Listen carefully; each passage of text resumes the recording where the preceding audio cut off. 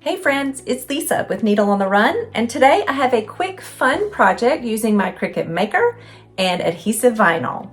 We're going to transform these plain composition books into adorable gift-worthy journals. So let's get started. Okay, for these two projects I used a variety of coordinating color of adhesive vinyl and two plain notebooks. These both were Cricut Design Space designs, so they were really easy to pull onto my canvas, resize. I did color sync so that I could cut them all at the same time, and then I cut. And once I cut them out, I do like to trim my designs down just to take off the extra adhesive vinyl. I get a little bit clumsy sometimes with adhesive vinyl, so I like to trim as close to my design and have the least amount of margin of vinyl. And then you just start weeding.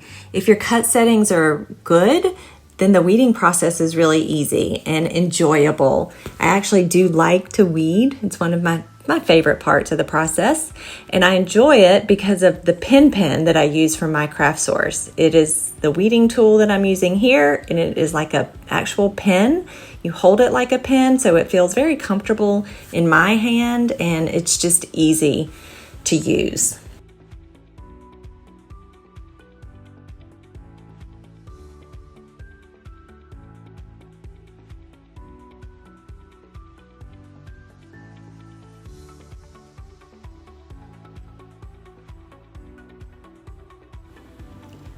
Once the weeding is done, then it's time to start putting the pieces together. And this is really the fun part. It's where your designs start to take shape.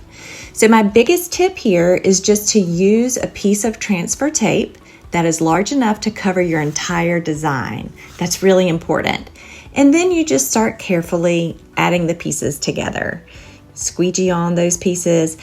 It is sometimes easier to pull the backing away from your design versus pulling the transfer tape away from the backing. You'll have a little bit better luck with easily removing your vinyl from the backing.